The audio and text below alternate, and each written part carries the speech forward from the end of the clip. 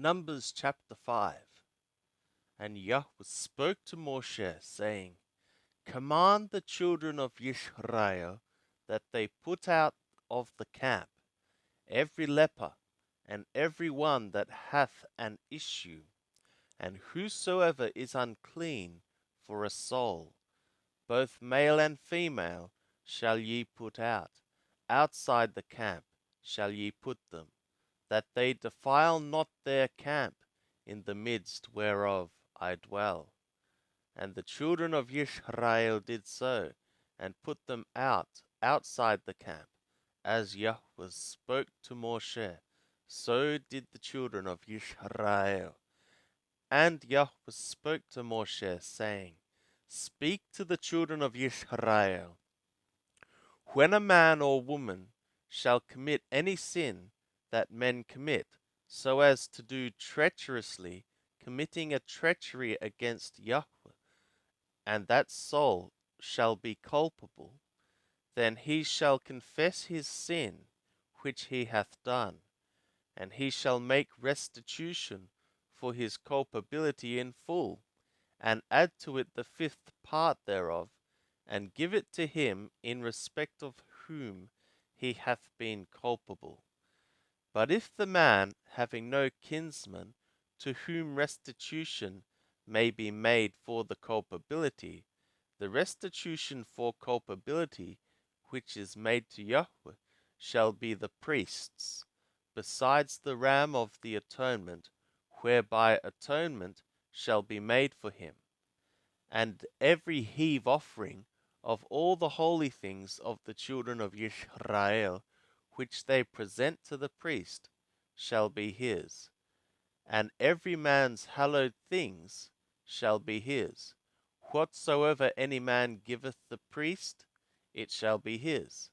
And Yahweh spoke to Moshe, saying, Speak to the children of Israel, and say to them, If any man's woman go aside, and she do treacherously against him, committing a treachery, and a man lie with her carnally, and it be hid from the eyes of her husband, and be concealed, and she be defiled, and there be no witness against her, and she be not caught, and the spirit of jealousy come upon him, and he be jealous of his woman, and she be defiled.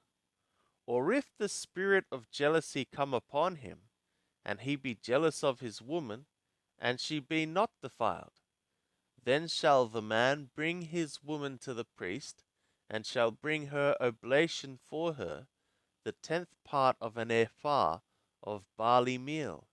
He shall pour no oil upon it, nor put frankincense thereon, for it is a grain offering of jealousy, a grain offering of memorial, bringing iniquity to remembrance.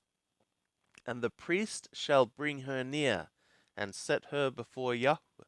And the priest shall take holy water in an earthen vessel, and of the dust that is on the floor of the tabernacle the priest shall take, and put it into the water.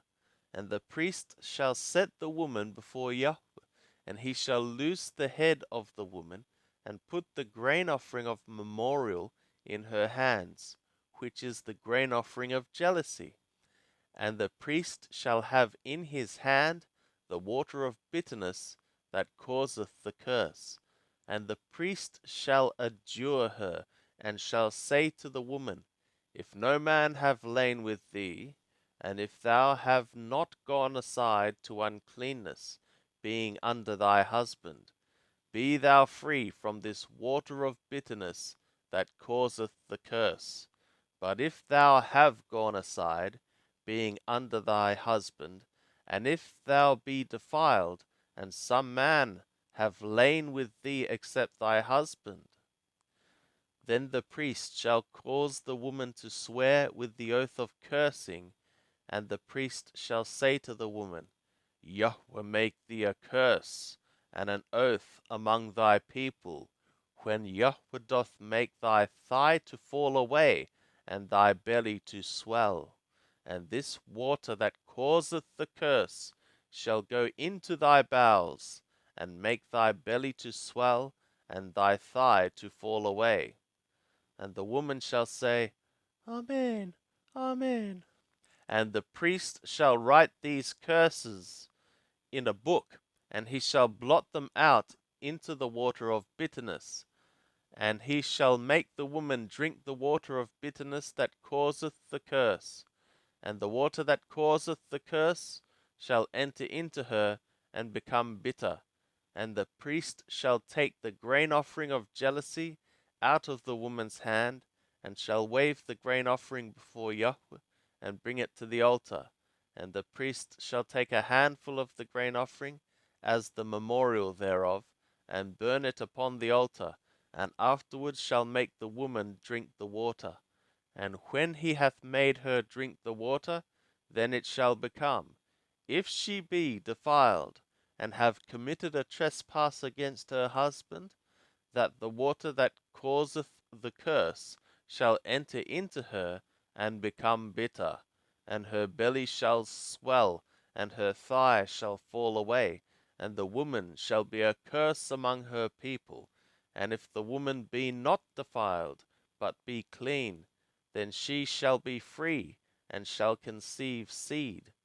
This is the law of jealousy, when a woman being under her husband goeth aside, and is defiled, or when the spirit of jealousy cometh upon a man, and he is jealous of his woman. Then shall he set the woman before Yahweh, and the priest shall execute upon her all this law, and the man shall be free from iniquity, and that woman shall bear her iniquity.